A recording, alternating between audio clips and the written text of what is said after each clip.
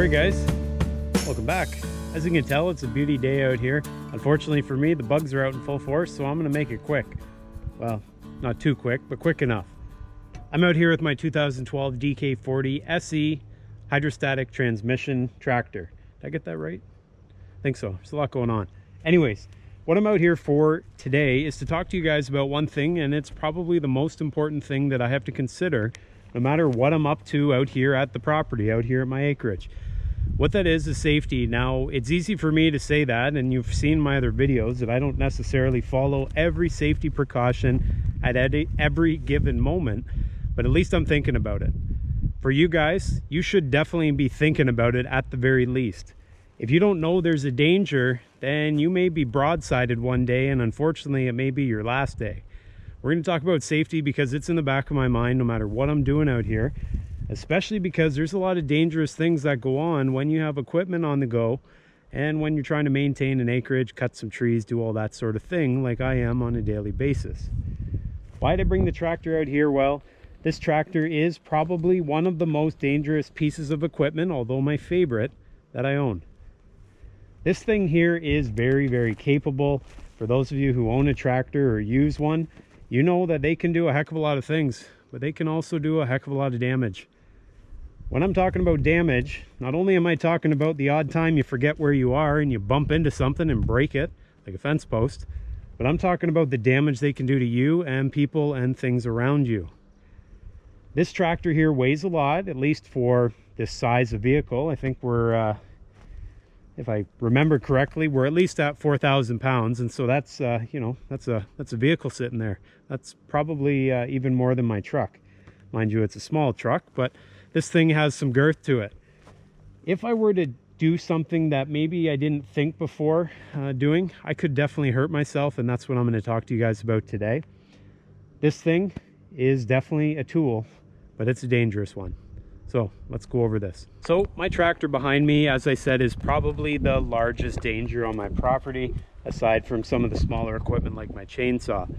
This thing has the potential to do a lot of work, but it also has the potential to do a lot of damage. You guys probably know that if you bought one of these and accidentally drove it into a fence post or backed it into your garage, or maybe even bumped the forks off of something you shouldn't have. These things can do a lot of work. There's a lot of weight here, and they're unforgiving.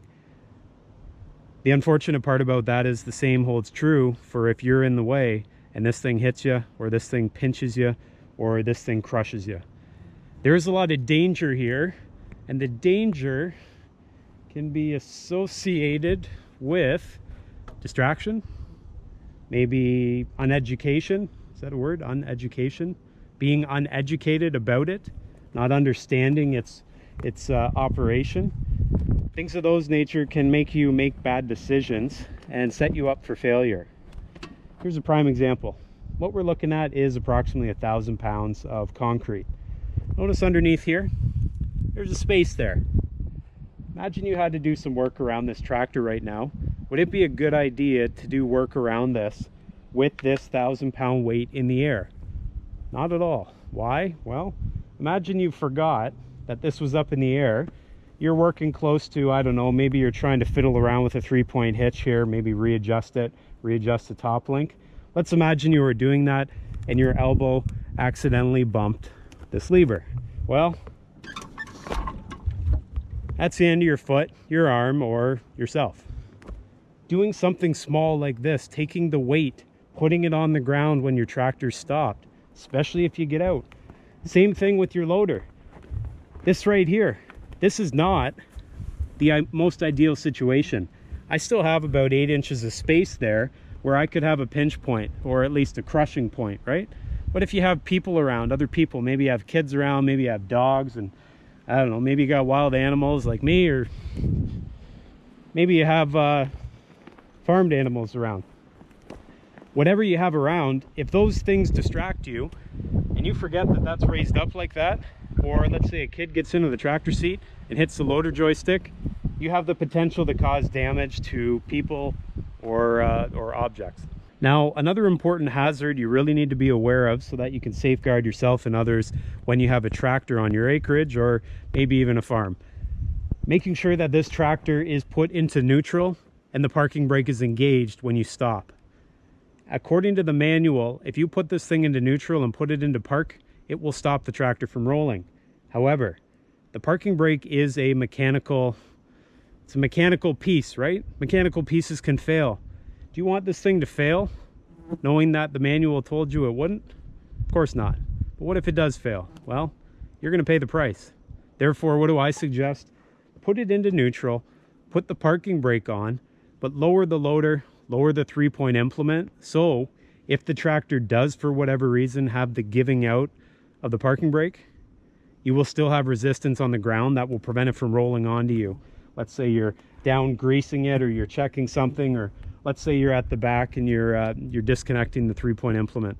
At least by having them on the ground, there's one less thing that will slow the tractor down, or one more thing that'll slow it down if for whatever reason the parking brake gives out. Now, another thing that I've experienced firsthand with owning a tractor out here at my acreage is something I like to call creep. And what that is with the hydrostatic transmission, you're pressing the forward and the reverse pedals, and I'll go in and show you in a minute. But when you press those forward and reverse pedals, you can take your foot off and it'll come back to a neutral position and the tractor will stop moving.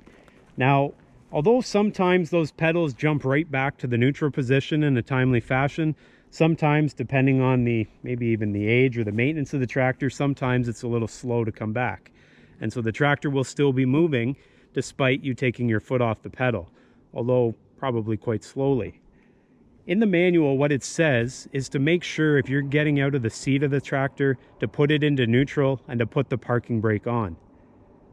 If you put it into neutral and you assume because you've taken your foot off the pedal it's stopped, and you don't put the parking brake on, if this tractor's still moving and it's moving so slowly that you don't notice, you could be out here looking at the back 3-point hitch, or maybe you're even up front looking at something underneath the tractor, and imagine you had your foot right here. This tractor could be creeping backwards so slowly that you don't notice it, and it'll creep right onto your foot. And although I like to think I have a few muscles in my body, I certainly don't have enough to stop this tractor from rolling over me completely if my foot gets caught. So what do you have to do? You got to make sure when you get out of that seat, it's in neutral and the parking brake's on. Another thing I like to do, just sort of a backup system, is to put the loader on the ground, as I mentioned a bit ago. Put the loader down, put the 3-point implement down. Those are like a secondary brake, so that if for whatever reason that parking brake lets go, you at least have something else there that's going to drag on the ground before it rolls over top of you. Now, although it may seem like common sense to many of you, tractors are very top heavy.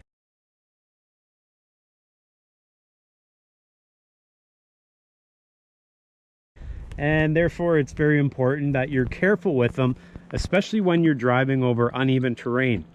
Now, those of you who have an acreage and maybe it's fairly flat, you probably have never encountered, well, I'm not even going to say what some people call it, but you've never experienced something where you sort of clench and worry that you're about to flip your tractor. And I hope you never experience that. But what I can tell you is, when you're on terrain, you have to be very aware of what the level of that terrain is, because the weight of the tractor is often very high. Now, you can try to offset this by adding ballast to your tires, but let's face it, no ballast in the world is going to replace a distracted driver who forgets that the terrain is not flat and finds himself on the side of a hill and just about to roll their machine. So, making sure you're aware of your terrain you're driving on, making sure you're aware of any potholes that are out there, any potential dips in the ground that's maybe hidden, is very important to making your operation of your tractor a safe one. Get out there, check your terrain, make sure you're aware of where you can and can't go, and if you're unsure how to maneuver yourself down steep hills or maybe off camber hills, read your manual. There's some good information in there. And definitely for a first-time tractor buyer, definitely could save you from one of those puckering events, we'll call it. All right, the last thing I'm going to talk about here involves me getting up in the tractor. We'll shut the door and hopefully save ourselves from these bugs. Oh, I think they got in here. Good night. Any more? Anyways, what I was talking about was how you can keep a good view around your tractor. There's no safety measure better than common sense and watching what you're doing. What I do in order to keep an eye on all my surroundings when I'm in my tractor is I use this. I use this monitor. And let's turn it on here. Okay, and what you guys are looking at here is a monitor that's hooked up to a reverse camera. Now, if I zoom in here, you guys probably can't see 100% the quality. You guys see that all right? But I can tell you the quality is very, very good. This is a reverse camera from an RV. Typically they're used, you put it on the back of your RV or even a trailer you're pulling, and it allows you to see down behind you. Now I can tilt the camera, and the camera I'm talking about is right here. I can tilt this camera so it's pointing down more or pointing out more. What's great about this particular camera is this gives me sort of a split-second view of what's behind me when I'm looking forward. When I like to use this is just before I start to go from forward to reverse to make sure there's no critter down there like my favorite dog, or to make sure there's no people around. Especially if you have small children, there's been horror stories out there where people get crushed because you didn't see them there, or even animals. Having a camera pointed down there gives me that split-second view before I start to back up to guarantee there's nothing there and nothing that's going to get injured. Another great thing about this, even when I'm going forward, I can watch my implements on the back. For me, I have implements that go on the back that I still drive forward with. When I have the forward on, often your focus is forward, and so using the mirrors is sort of a secondary, just sort of a quick glance. But having something that looks right down between the tires, right down where my PTO is a great thing, and also gives me an overview as to whether everything's great without having to turn around. Alright guys, one last thing I just thought of as I'm heading out of the bush for the day. You have two things in your tractor that are going to potentially save you from being crushed if your tractor were to flip over. One of those things is your seatbelt, the other one is the ROPS. Now if you have a cab tractor, the ROPS is built into the cab. But if you have a open station, so you don't have a cab, you have a ROPS bar that is there to protect you in the event that your tractor rolls over. Do not fold that thing down and do work out in the field or out in the bush, because if your tractor flips over, what's going to save that tractor from falling on top of you? Not wishing and hoping, that's for sure. Also, if you have that tractor bar, also make sure you've got your seatbelt on, because those two things go hand in hand. Your seatbelt keeps you in the seat, your ROPS keeps the machine from rolling on top of you. If you don't have a seatbelt on and you do fall out of the tractor but the ROPS bar is up, well, maybe the tractor won't crush you, but the ROPS bar will. So those two things, keep them together and keep them in the forefront of your mind when operating your machine. Last thing I'm going to talk about involves a cell phone. Cell phones are great, even though sometimes they can be a distraction. They are great, and they should be kept on your person, in your pocket or shirt or coat or whatever at all times. The reason is, when you're out here in the bush with your machine, or maybe you're even out in the field, if for whatever reason you get into trouble, say you get your foot pinched under the tractor, say the machine for whatever reason blows the hydraulic line and you, I don't know, maybe you get hydraulic fluid in your eyes. Or let's say you're out working around the back, and I hope this never happens to you, but the PTO catches you and you're in big trouble. You need to have some way to call for help, because your screams aren't going to be heard when you're way back in the back 40. So keep that cell phone handy, because if you can't get out from whatever has pinched you or crushed you, you're definitely not going to get out far enough to get your cell phone out of the cab where you left it in the cup holder. So keep that cell phone on your person, wear your seatbelt, keep the ROPS bar up, and I hope none of you guys ever have any potential issues with your tractor, and everyone who stays close to it and uses it is safe. Guys, that's it for me here today. Thanks again. Here's my 2 cents. See you next time.